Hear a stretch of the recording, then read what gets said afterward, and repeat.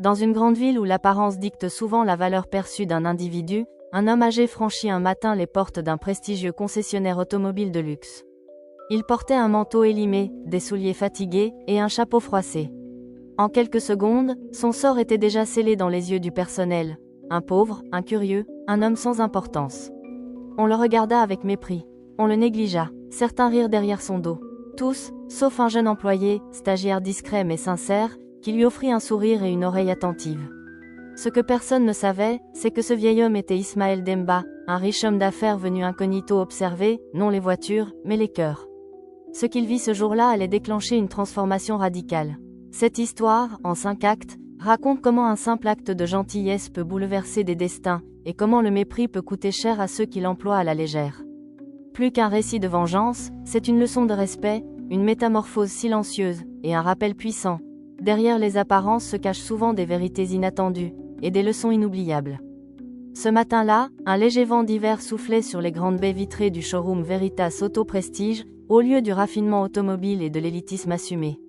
À l'intérieur, tout respirait le luxe, les murs immaculés, les suspensions design, les véhicules haut de gamme alignés comme des bijoux. Le personnel, tiré à 4 épingles, échangeait des sourires codés et des salutations mesurées, orchestrant avec précision un ballet de courtoisie conditionnelle. Personne ne remarqua tout de suite l'homme qui venait de franchir la porte. Il avançait lentement, les mains jointes derrière le dos, les yeux curieux mais calmes. Il portait un manteau de laine fatigué, un pantalon trop large et des chaussures anciennes.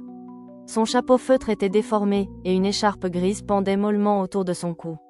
Il n'avait rien du client typique que les vendeurs de Veritas s'efforçaient de séduire. Quand enfin les regards se posèrent sur lui, ce fut avec une condescendance mal contenue. Marc, l'un des commerciaux les plus anciens et les plus arrogants, se pencha vers son collègue pour murmurer que ce monsieur devait s'être perdu. Il rit doucement en ajoutant qu'il cherchait probablement les toilettes. L'homme continuait pourtant sa visite, observant chaque voiture avec attention, caressant parfois du bout des doigts les courbes d'une carrosserie. Son regard n'avait rien de désorienté.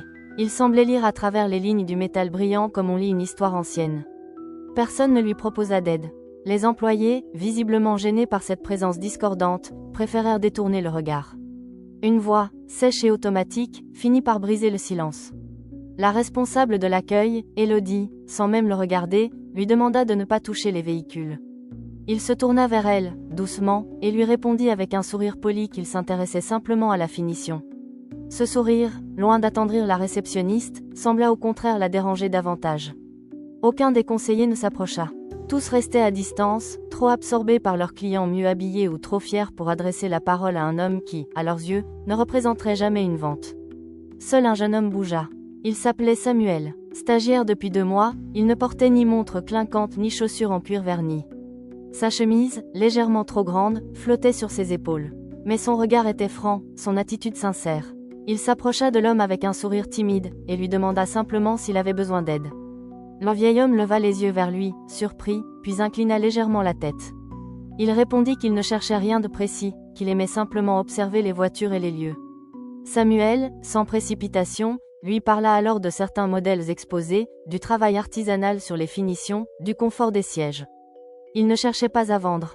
Il partageait. À un moment, le vieil homme lui demanda ce qu'il aimait dans ce métier. Samuel répondit qu'il appréciait rencontrer des personnes différentes, écouter leurs histoires, découvrir ce qu'une voiture pouvait représenter pour elle.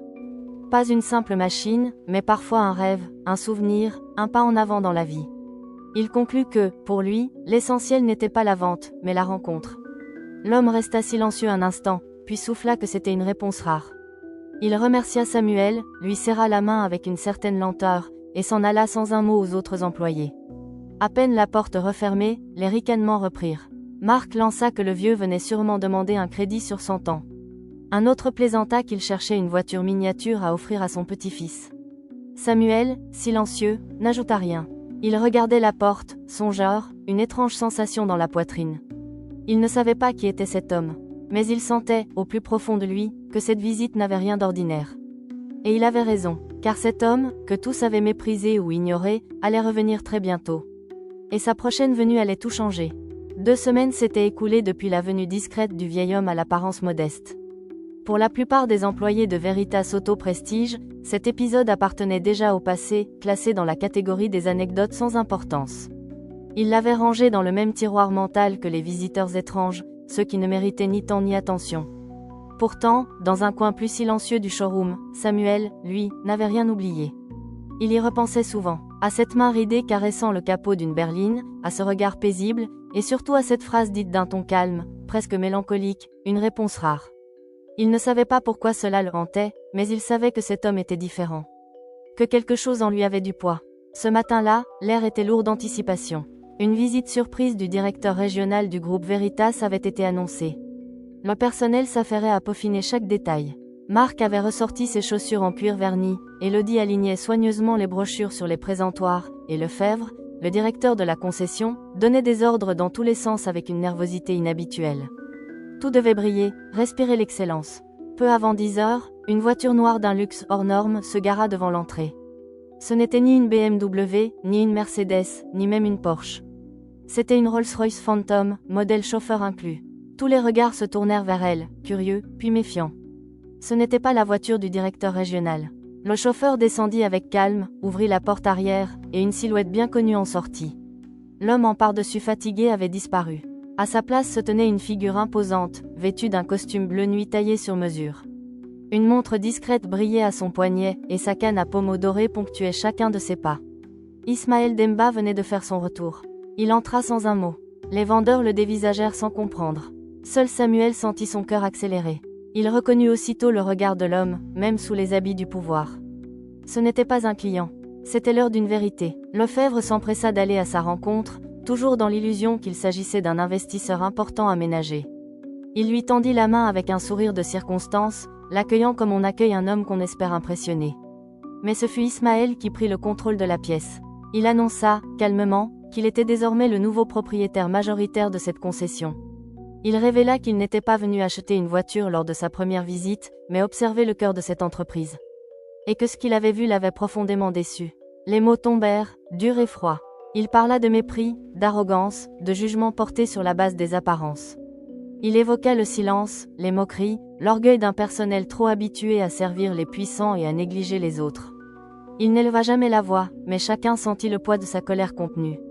Puis il évoqua Samuel, seul à l'avoir traité comme un homme, seul à l'avoir regardé dans les yeux, seul à avoir fait preuve de ce que l'on appelle la dignité humaine. Il le désigna comme son choix pour reprendre la direction du service client, avec effet immédiat. Le choc fut total. Samuel, pâle, n'osait y croire. Les autres, Marc en tête, blêmirent. Élodie détourna les yeux. Lefebvre tenta de sauver les apparences, mais la sentence tomba sans appel. Tous ceux qui avaient manifesté leur mépris devaient quitter les lieux. Immédiatement, dans un silence glacial, ils prirent leurs affaires. Aucun ne protesta vraiment. Ils comprenaient, au fond, qu'ils récoltaient le fruit de leurs actes. La porte se referma sur eux sans cérémonie. Quand tout fut terminé, Ismaël se tourna une dernière fois vers l'équipe restante. Il leur annonça que ceci n'était que le commencement. Il ne voulait pas une concession de plus. Il voulait en faire un exemple. Un lieu où la noblesse ne viendrait pas du prix d'un véhicule, mais de la manière dont chaque personne y était accueillie. Il était temps, disait-il, d'installer un moteur au cœur même du service. Un moteur appelé respect. Ce jour-là, Veritas Auto Prestige ne changea pas seulement de propriétaire. Elle changea d'âme. Le départ de Marc, Élodie et du directeur Lefebvre avait laissé dans l'air un vide étrange, à la fois pesant et libérateur. Ceux qui restaient, une poignée de vendeurs, quelques mécaniciens, une réceptionniste discrète, se retrouvaient soudain exposés, sans bouclier hiérarchique. Les repères avaient sauté. L'ancien modèle, fondé sur le paraître, la hiérarchie écrasante et les sourires de façade, s'était effondré en quelques heures. Ce matin-là, les pas résonnaient différemment dans le showroom, comme si les murs eux-mêmes retenaient leur souffle. Samuel, désormais officiellement responsable du service client, ne parvenait toujours pas à comprendre l'ampleur de ce qui s'était produit. Tout avait basculé si vite. Il n'avait pas eu le temps de célébrer, ni même de douter pleinement. Il avançait à l'instinct, porté par une volonté sincère de bien faire. Ce qu'il ne savait pas, c'est qu'Ismaël préparait une deuxième étape. Une étape bien plus profonde. Dans le bureau autrefois occupé par Lefebvre, Ismaël installa un tableau blanc vierge. Il appela tous les employés restants, les fit entrer un à un. Lorsqu'ils furent tous assis, il se tint debout face à eux, sans notes, sans artifice. Il leur expliqua que ce lieu allait devenir un exemple, non pas de performance commerciale, mais de grandeur humaine. Pour cela, il fallait une base solide, et cette base ne pouvait reposer ni sur les chiffres, ni sur les courbes de vente, mais sur quelque chose de bien plus difficile à obtenir, la sincérité. Il leur posa alors une question simple, écrite à l'encre noire sur le tableau blanc. « Pourquoi travaillez-vous ici ?» Ce fut un silence d'abord, un de ces silences qui révèlent plus qu'il ne cache. Puis Samuel, sans que personne ne lui demande, prit la parole. Il parla de son admiration pour les voitures, bien sûr, mais surtout de ce qu'elles représentaient pour les gens. Il raconta comment, enfant, il voyait son père économiser pendant des années pour acheter une vieille berline, et comment ce jour-là avait été vécu comme une victoire. Les autres suivirent. Karim, un vendeur discret, avoua qu'il était venu pour l'argent, pour prouver à sa famille qu'il valait mieux que ce que son quartier disait de lui. Il reconnut qu'il s'était laissé entraîner par l'arrogance ambiante, mais qu'il voulait aujourd'hui redonner un sens à son travail. Rokia, à l'accueil, raconta une anecdote de jeunesse où sa propre mère avait été humiliée dans une banque pour avoir osé demander un prêt en robe traditionnelle. Elle se rendait compte aujourd'hui qu'elle reproduisait parfois les mêmes gestes que ceux qui avaient blessé sa mère. Ismaël écouta sans interrompre. Il ne jugeait pas, il observait. À la fin de leur témoignage, il les remercia avec gravité. Puis, il ouvrit une porte adjacente et fit entrer 4 personnes. Personne ne les reconnut d'emblée, mais leurs visages racontaient déjà une histoire. Une couturière, un ancien professeur, un ancien militaire et un vendeur ambulant. Tous étaient venus ici dans le passé. Tous avaient été ignorés, humiliés ou écartés à cause de leur tenue, de leur façon de parler ou de leur simple allure. Chacun d'eux prit la parole à son tour. Ils racontèrent comment ils avaient été traités comme invisibles. Comment on les avait laissés seuls, parfois sans un bonjour. L'un d'eux expliqua qu'il était venu voir une voiture pour sa fille, après 20 ans d'économie, mais qu'il avait été repoussé avant même d'avoir pu entrer dans un bureau. Lorsque leurs récits furent terminés, l'émotion était palpable. Personne ne bougea. Certains employés avaient baissé les yeux, honteux. D'autres semblaient figés par la révélation. Ce n'était pas une mise en accusation, c'était un miroir tendu. Et le reflet qu'ils y voyaient était douloureux. Ismaël conclut sans colère, mais avec une fermeté tranquille. Il déclara que ce lieu ne vendrait plus seulement des voitures. Il offrirait une expérience digne, peu importe le client.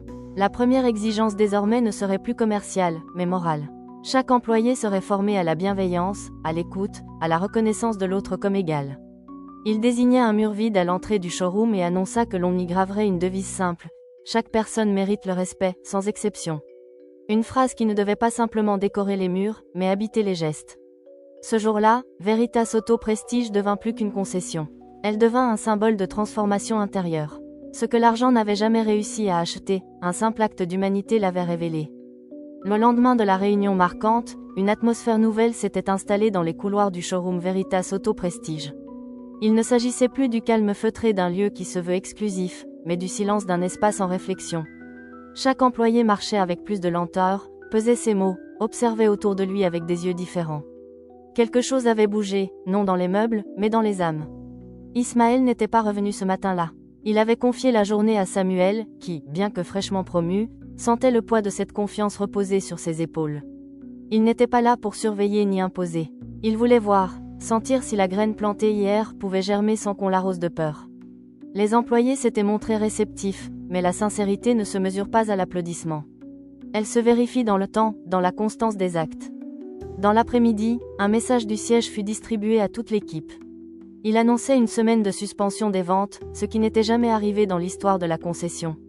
Pas pour inventaire, pas pour rénovation, pour formation humaine. Les mots étaient clairs. Chaque membre du personnel passerait les 7 prochains jours à l'extérieur, dans des structures sociales partenaires, à observer, à aider, à écouter.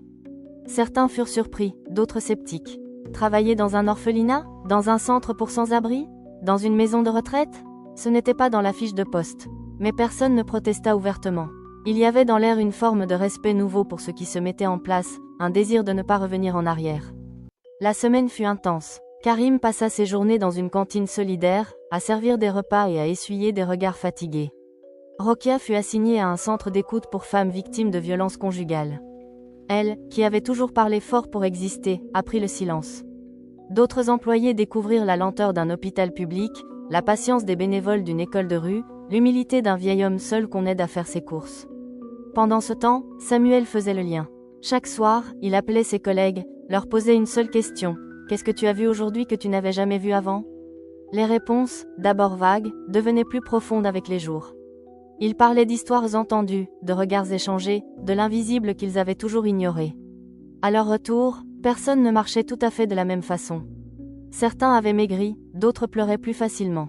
Mais tous semblaient ancrés, moins préoccupés par leur image, plus attentifs à la présence de l'autre. Le showroom, qui n'avait pas changé de décor, avait pourtant changé d'âme. Ismaël revint discrètement. Il observa, posa des questions simples, sourit souvent. Il ne cherchait pas à évaluer, mais à ressentir. Lorsqu'il réunit l'équipe au complet dans la grande salle vitrée, il n'y eut ni discours pompeux, ni applaudissements. Il se contenta de les regarder en silence, puis de remercier chacun d'eux, un par un. Pas pour leur performance, pour leur transformation. Ce jour-là, il nomma Samuel coordinateur de l'éthique relationnelle, un titre inhabituel, mais porteur de sens. Il serait le garant de l'âme du lieu. Celui qui veillerait à ce que la tentation de revenir à l'orgueil ne s'installe pas. Samuel accepta avec humilité. Il ne voulait pas de pouvoir. Il voulait de la cohérence. Une nouvelle routine s'installa. Chaque semaine, un employé devait partager un témoignage entendu pendant ses journées de formation. Ces récits étaient notés dans un grand carnet noir posé dans le hall, à côté d'un panneau de bois clair où l'on pouvait lire « Ici, la valeur d'un client se mesure à sa dignité, pas à son compte bancaire ». Le showroom avait conservé ses voitures brillantes, ses fauteuils confortables, ses lumières étudiées. Mais désormais, l'éclat le plus fort venait des regards. Les clients remarquaient la différence. Ils en parlaient autour d'eux. Et ceux qui, autrefois, n'osaient même pas entrer franchissaient la porte avec confiance. Ce changement n'était pas spectaculaire. Il était profond. Il s'enracinait dans le quotidien. Et c'est ce qui le rendait irréversible. 6 mois s'étaient écoulés depuis que Veritas Auto Prestige avait changé de main, de cap et surtout de cœur. L'enseigne brillait toujours sous les rayons du soleil, les voitures étaient toujours plus élégantes les unes que les autres, et les clients n'avaient jamais cessé de venir. Pourtant, pour quiconque passait la porte aujourd'hui, quelque chose d'indéfinissable mais puissant frappait immédiatement. Ce n'était plus un simple lieu de vente. C'était un lieu de considération. Les employés, désormais appelés « conseillers d'accueil humain », ne scrutaient plus les montres, les chaussures ou les costumes. Ils levaient les yeux, regardaient les visages, écoutaient les voix. La culture du jugement avait laissé place à celle de l'attention. On ne souriait plus par politesse. On souriait parce que cela devenait naturel. Le changement ne s'était pas fait dans le bruit ni dans une campagne de communication. Il avait poussé comme une plante robuste, lentement mais sûrement, arrosée chaque jour par des gestes sincères. Samuel, maintenant coordinateur éthique de la concession, était devenu une figure de repère. Ni chef autoritaire ni mascotte, mais un exemple discret, celui qu'on observait sans qu'il le sache. Il accueillait chaque client avec la même considération, qu'il s'agisse d'un cadre supérieur ou d'une grand-mère venue avec son petit-fils par curiosité. Un matin, un homme en costume sur mesure pénétra dans la concession, marchant d'un pas rapide, le regard critique. Il s'arrêta net en apercevant un vieil homme assis dans l'espace café, habillé simplement, les mains croisées sur un journal froissé. L'homme en costume fronça légèrement les sourcils, cherchant du regard un employé à qui signaler cette présence qu'il jugeait déplacée. Une jeune conseillère s'avança calmement vers lui et lui demanda en quoi elle pouvait l'aider. Il demanda s'il s'agissait bien d'un établissement de prestige, visiblement agacé. Elle lui répondit que oui, mais que le vrai prestige ici se mesurait au respect accordé à chaque être humain, peu importe son allure. L'homme ne répondit pas tout de suite. Quelque chose dans la fermeté polie de cette réponse le désarma. Il regarda à nouveau autour de lui, et remarqua les regards sincères, les postures ouvertes, l'absence de tension. Il finit par s'asseoir, et posa des questions sur un véhicule, non plus en position de supériorité, mais avec une curiosité réelle. Des scènes comme celle-ci se reproduisaient souvent désormais. Et à chaque fois, elles rappelaient ce que Veritas était devenu. Un lieu où les préjugés perdaient leur pouvoir. Sur le plan commercial, les chiffres étaient formels. Les ventes avaient augmenté, non pas grâce à des techniques de persuasion ou à des remises agressives, mais par la réputation d'un lieu où l'on se sentait écouté. Les témoignages affluaient en ligne, décrivant une expérience rare dans le monde du luxe. Des clients racontaient comment ils avaient été accueillis sans jugement, comment on leur avait offert un café avant de leur demander leur budget. Pour certains, c'était la première fois qu'ils entraient dans un lieu haut de gamme sans se sentir diminués. Un matin d'août, Ismaël revint discrètement. Il observa longuement le showroom depuis un coin discret. Il n'avait plus besoin d'intervenir. Ce qu'il avait planté avait fleuri. Il demanda à Samuel de le rejoindre sur la terrasse privée, un endroit autrefois réservé à la direction, désormais ouvert à tous les employés souhaitant faire une pause. Ils s'assirent côte à côte, sans précipitation.